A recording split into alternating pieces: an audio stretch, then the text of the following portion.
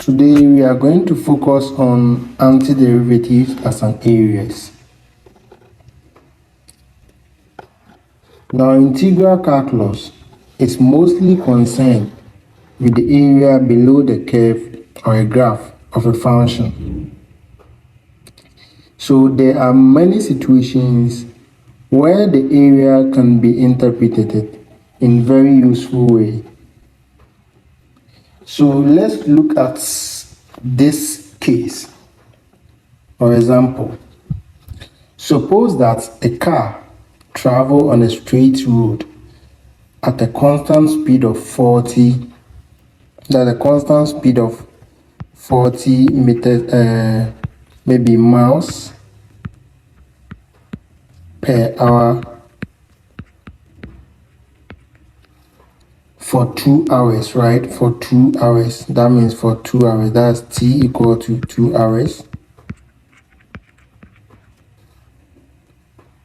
How far has it gone? That's how far has it gone, and that's what the distance. So currently we can get to sketch some sort of graph here to kind of make it easy to analyze.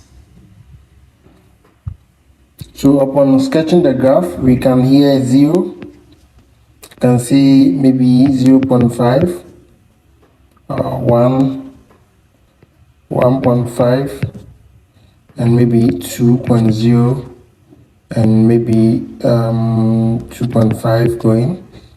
And we can also number here as well, maybe 10, 20, 30, 40, and so on, maybe 50, and then 60. So now they said that the car is traveling at a constant speed of 40 miles per hour. So this is our 40. We can trace it here. And then continuing the question, they said that it has traveled for 2 hours. So if this is our 2 hours, we can also trace it here. Alright, here. So in all, you can see this shape here. So the difference between this and this place is 2. You can see from here 2. That's 2 seconds, right? That's the 2 hours, sorry. It was given in hours, the time. And then from here coming, it's also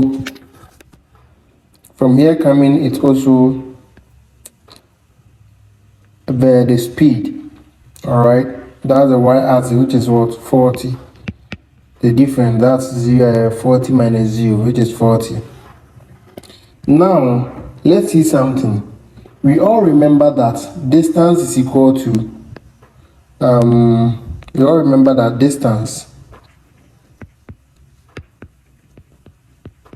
distance is equal to rates of change of velocity over time. So let's see something like this. The velocity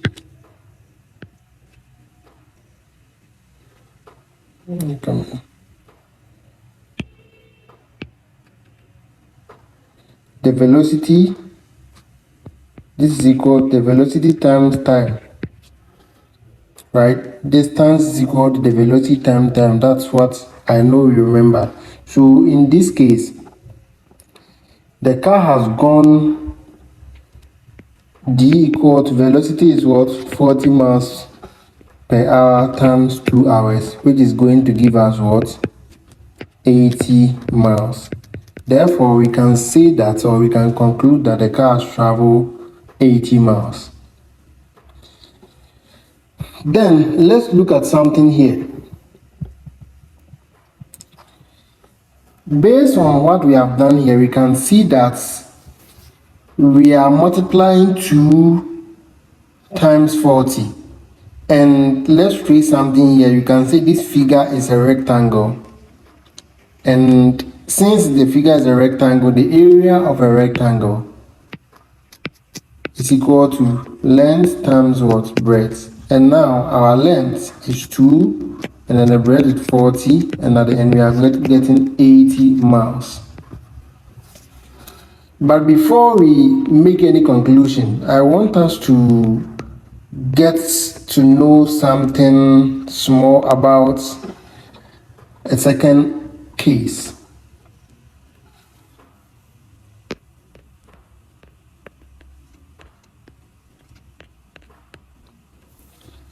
So now this is the second case. Now suppose that a car travels so that its speed increases steadily from 0 to 40 miles per hour for 2 hours, the same 2 hours. How far has this car traveled? So let's see or sketch something small here. This is our velocity line, then this is our x-axis, so v, and then this is our t. So the question was saying that the car traveled at a speed increasing steadily from 0 to 40 miles. That means that if here is 0, maybe 10, 20, 30, 40, 50, and then we have 1 here, then we have 2 here, and then we have 3 here, and we have 4 here, and so on. You can see that. Let me write this one. Wow.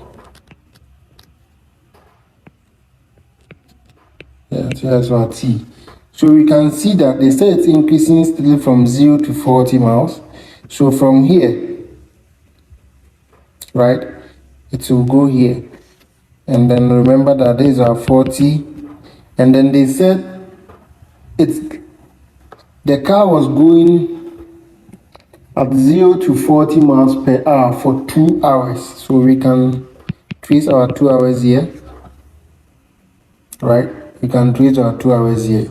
So now this is the area between the curve and the x-axis. Now we have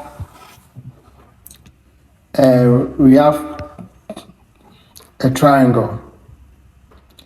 Now that we have a triangle, let's see something from here. When we use distance, or let me start from here, velocity equal to displacement or distance over time, then my distance is equal to v multiplied by t. And now my velocity is 40 minus 0, which is 40 times what? Times the 2, which is still give us 80. And in this case, we can assume that it's correct. So the trouble with our old reliable distance equal to rate times time relation is that it only works if the rate is constant. It only works if the rate is constant. So if the rate is changing, there isn't a good way to use this formula, right? If the rate is changing, there isn't a good way to use this formula. But let's look at this. From this example, we have noticed that this distance equal to velocity times time also describes the area between the velocity graph and then the axis, the t-axis, right? So and therefore the rate is the height of the rectangle, the time is the length of the rectangle, and then the distance is the area of the rectangle.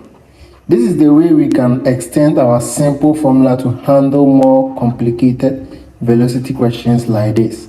And this is the way we can answer the second example. So this second example, that's the way that we can answer it. So instead of always rely on this formula, v equal to distance over time, we can say that this distance travel is the area under the graph. And what is the area under this graph? It's what? Half times base times height for a triangle. If it's a rectangle, it's equal to length times breadth. You can do some for trapezium and other related figures, right? So in this case, we can see that we will have our area as what? 1/2 times the base is from here to here, which is what? 2. And then times the velocity is what? 40. And therefore, this will cancel this. So at the end, we are going to get our area to be what? 40 miles. Right? We are going to get our answer to be what? 40 miles. So let's take note of that. Now, let's consider some number of scenarios. And then we relate it to whatever we are coming to do.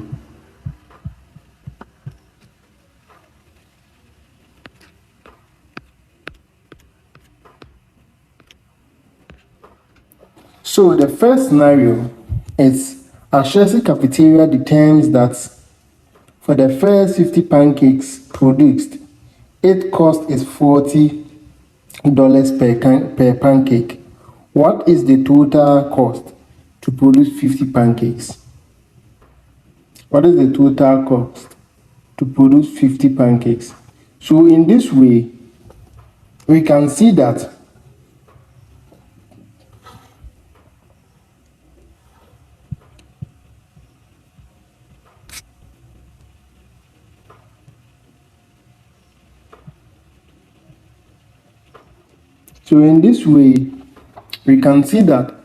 the marginal cost function the marginal cost function, this one of x is equal to 40, right?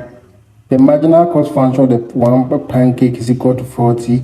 And remember that total cost, the derivative of the total cost give us the marginal cost. Just keep that relation. If it's profits, the total profit, the derivative of the total profits, that's the derivative of the total profit will give us the marginal profit, right? So that's something that I need to take note of. So this is the marginal cost of one, and then the interval is between what? 0 less than what?